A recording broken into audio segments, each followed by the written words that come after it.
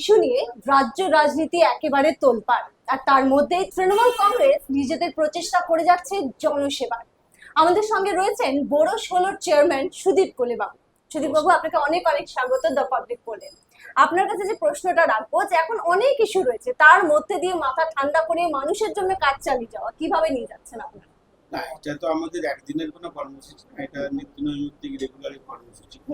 আর আমি ছাত্র রাজনীতি করে এখানে আজকের এই জায়গায় পৌঁছেছি। তো আমাদের রাজনীতিটা একটা নেশার মতন জায়গায় চলে এসেছে এবং আমরা সেই জায়গা থেকেই এটাকে করি এবং কোথাও নতুন করে কিছু ভাবার কিছু নেই যে আজকের কি হবে, কালকের কি করতে হবে। এটা আমাদের রেগুলারের প্রসেস। তো সেক্ষেত্রে অনেক ধরনের ঝড় ঝাপটার মধ্যে দিয়ে যেতে হয়েছে, কোভিড এর আপনারা সম্মুখীন হয়েছেন, সেই সময় আপনি নিজে কোভিড পজিটিভ ছিলেন, তো সেই সময় জার্নিটা যদি একটু আমাদের সঙ্গে ভাগ করেন। কোভিড আমাদের কাছে একটা অভিজ্ঞতা। হ্যাঁ। সারা পৃথিবী জুড়ে যখন করোনা হয়েছিল আমরা কেউ বুঝতে পারিনি এরকম একটা রোগ আমাদের পৃথিবীতে এসেছে। তার জন্য কোনো অভিজ্ঞতা কারোর ছিল না, তো আমাদেরও ছিল না।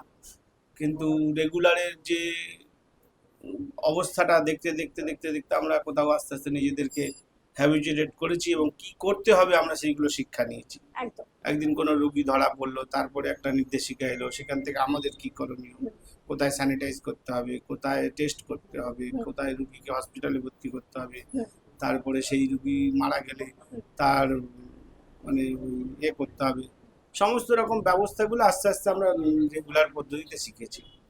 আশ্চর্যজনক ভাবে প্রথম যে কোভিড পেশেন্টটা মরে, সেই যেটা আমার পাড়ায়, আমার এই এলাকারই আমার পাশেই থাকতো, এবং সেই জায়গায় প্রথম দিনে হয়তো হতভম্ব হয়েছিলাম, কিন্তু আস্তে আস্তে সমস্ত রকমের সরকারি সাহায্য, মমতা ব্যানার্জির নেতৃত্বে প্রশাসন যেভাবে আমাদের পাশে দাঁড়িয়েছিল, আমরা সেখান থেকে শিখে আস্তে আস্তে মানুষের পাশে দাঁড়িয়েছি। বিজেপি যেভাবে এখন বাংলায় রাজনীতি করছে, যদি আমরা অভিজিৎ গঙ্গোপাধ্যায়ের কথা বলি, যেভাবে মন্তব্য করছেন, মমতা বন্দ্যোপাধ্যায়কে আক্রমণ করছেন, এই যে কালচারটা, এটা কি কোথাও বাঙালি কালচারের মধ্যে পড়ে? একটা মানুষ খালি পড়াশোনা, আইন, আদালত সবকিছু জানলেই যে সে শিক্ষিত বা ভদ্র এরকম হতে পারে না। সেটা অভিজিৎ গাঙ্গুলিকে দেখেই বোঝা যায়। তিনি বিভিন্ন সময় বিভিন্ন পেশা চেঞ্জ করেছে, সেখান থেকেও বোঝা যায় তার কাজের দক্ষতা। তিনি তো প্রথমে আইনের এতে লাইনে ছিলেন না, অন্য একটা এতে ছিলেন, তখন সিপিএম এর দালালি করতেন, সেখানে হয়তো সিপিএম এর সাথে কোথাও ভুল বোঝাবুঝি হয়, সেখান থেকে আবার সরে গিয়ে আবার আইনে আসে, সেখানে বিকাশ রঞ্জন ভট্টাচার্যের সাথে একসাথে মিলে এসএসসির হয়ে দালালি করতো। আজকের এই এসএসসি নিয়ে তিনি এত মানে রায় দিয়েছিলেন, একসময় তিনি এসএসসির আইনজীবী ছিলেন, তখন সিপিএম যে মানে চুরিগুলো করতো সেগুলোকে তিনি আইনি পদ্ধতিতে সেগুলো কোথাও মেটাতেন, তাই তার পক্ষে সবকিছু জানা সম্ভব ছিল। এবং তিনি হয়ে গেলেন আবার বিচারপতি, মানে সেই চোরই আবার বিচারপতি সেজে গেল। তো সেই জায়গায় মানুষ হয়তো সাময়িকভাবে তাকে ভগবান ভেবেছিল, কিন্তু অ্যাকচুয়াল যে তিনি শয়তান, তার রূপটা ধরা পড়ে গেছে। সেই শিয়াল গায়ে রং মেখে রাজা সেজেছিল, কিন্তু বৃষ্টির জলে ধুয়ে গিয়ে তার আসল রূপ বেরিয়ে পড়েছে। এখন তিনি ভগবান না শয়তান সেটা মানুষ বুঝতে পেরেছে। একটা শিক্ষিত মানুষ, বিচারপতি, তার মুখের ভাষা এরকম হতে পারে? সমাজের যে কোনো রকম মানে শ্রেণীর নারী হতে পারে, তার যে কোনো রকম পেশা হতে পারে, কিন্তু সেটা কি সেরকম ভাবে বলা উচিত?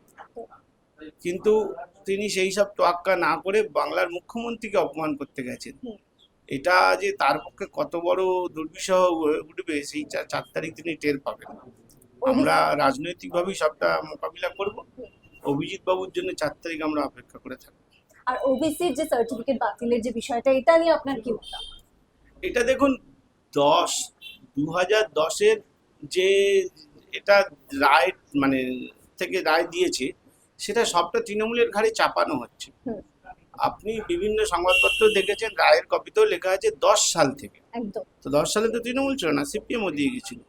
আর ভুলভ্রান্তি কোথায় কি নিশ্চয়ই কোর্ট বুঝেছে, কিন্তু আমার বক্তব্য এখানে তো কোথাও কারুর ক্ষতি করেনি। সরকার একটা শ্রেণীকে তুলে আনার চেষ্টা করেছে, সেখানে হিন্দু মুসলিম এই যে বিভাজনটা করে কোথাও কেউ কোর্টে চলে গেছে, সেটা অনুচিত। আজকে সমাজের যে অবক্ষয়, এই বিভাজন করে করেই তো আজকে এই জায়গায় আমরা পৌঁছেছি। সারা পৃথিবীতে যেখানে যেখানে এই ধর্ম জাত এইসব নিয়ে লড়াই হয়েছে, সেখানে তারা ক্রমশ পিছিয়ে গেছে। সব থেকে বড় উদাহরণ পাকিস্তান, বাংলাদেশ। আজকের আমরা যদি সেই জায়গায় একই রাস্তায় হাঁটার চেষ্টা করি, ভারতবর্ষের অবক্ষয় নিশ্চিত। তো কোর্ট যদি সেটা জেনে শুনে কোনো স্বার্থে তারা কোথাও এই রায় দিয়ে থাকে, তাদেরকেও ভবিষ্যতে কোথাও এর জন্য পে করতে হবে। লোকসভা নির্বাচন নিয়ে যে ফলাফল নিয়ে কতটা আশাবাদী আপনারা? আমরা 100% আশাবাদী। কারণ দেখুন, আমাদের নেত্রী হলো মমতা ব্যানার্জি, যিনি মানুষের সুখে দুঃখে আন্দোলনে কষ্টে দুর্ভোগে এই যে এত বড় ঝড় গেল, আপনি সারা বাংলাতে যেখানে যেখানে ঝড় বা এই প্লাবন হয়েছে, আপনি কটা অন্য বিরোধী দলকে দেখেছেন বলুন? যেখানে রাত্রে কোথাও কাউকে উদ্ধার করতে হবে, কোথায় কাকে কি করতে হবে, মমতা ব্যানার্জি সারা রাত জেগে নির্দেশ দিয়েছে। আমাদের মহানাগরিক সারা রাত কর্পোরেশনে বসে আছে, আমরা বড় অফিসে ছিলাম, আমাদের কাউন্সিলররা রাস্তায় রাস্তায় নেমে সমস্ত কাজ পরিচালনা করেছে। এই যে কর্মকাণ্ড, এটা তো মানুষের জন্য, আর এটা একদিনের কর্মসূচি না। আমি প্রথমে যেটা আপনি বলেছিলেন যে এটা একদিনের, রাজনীতিটা কি দিনের কোনো রকম কর্মসূচি হবে না, এটা রেগুলারের কর্মসূচি। আমরা একদম মানুষের গ্রাসরুট থেকে প্রত্যেকটা জিনিস দেখে দেখে শিখে শিখে তার কি প্রয়োজন, তার কোথায় পাশে দাঁড়াতে হবে, কি করতে হবে, সবকিছু আমরা তাদের সাথে থেকে করছি। তাই মানুষ আমাদের উপর ভরসা করে, সেখানে আমাদের আর অন্য কোনো চিন্তা নেই যে কেউ বলবে, কোনো মিডিয়া বলবে, কোনো কিছু এজেন্সি বলবে, কিন্তু তার কোনো জায়গা নেই। মানুষ ভেবে নিয়েছে, মানুষ জানে মানুষ কাকে পাশে রাখতে হবে, সেটা জানে। মানুষের উপর আমাদের ভরসা আছে। বড় ষোলোর জন্য সেখানকার মানুষের জন্য আর কি কি উপহার, কি কি কাজ আপনারা করবেন আরো ভেবেছেন? আমাদের দেখুন, কেআইপির কাজ চলছে বড় সড়োতে, প্রায় অনেকটা এগিয়ে এসছে। এই যে বৃষ্টিটা হলো, এতে আমাদের বড় ষোলো যেখানে যেখানে কেআইপির কাজ শেষ হয়ে গেছে সেখানে জল জমেনি। এটা খুবই বড় একটা কাজ। আর জলের প্রকল্প 20% উদ্বোধন হয়েছে, আরো 80% আমাদের এই ভোটের পর থেকে শুরু হবে। প্রত্যেকটা এলাকায় আমাদের জলের রিজার্ভার হচ্ছে, বুস্টার হচ্ছে, সেখান থেকে মানুষের ঘরে ঘরে জল পৌঁছে দেওয়া হবে। ড্রেন আর জলটা হয়ে গেলে এখানে 100% কাজের জায়গাটা আমাদের নিশ্চিত হবে। তার বাইরে আমরা একটা বড় হসপিটাল বানাবার চেষ্টা করছি আমাদের বড় ষোলোটি চৌরাস্তায় কর্পোরেশনের দ্বারা। এগুলো আমাদের কর্মসূচি আছে, আর যেগুলো যেগুলো মানুষের প্রয়োজনে হবে সেগুলো আমরা করে যাব। আর মানুষের কোনো চাহিদা থাকলে আমরা নিশ্চিতভাবে শুনে সেটাও দলের কাছে পৌঁছে দেবো। একেবারে জয় নিয়ে আশাবাদী কিন্তু তৃণমূল কংগ্রেস, এবং সুদীপ বাবু যেটা বলছেন যে বিরোধীরা যতটাই কুৎসার রাজনীতি করুক, মানুষ দেখেছেন যে তৃণমূল কংগ্রেস কিভাবে মানুষের পাশে থেকেছেন।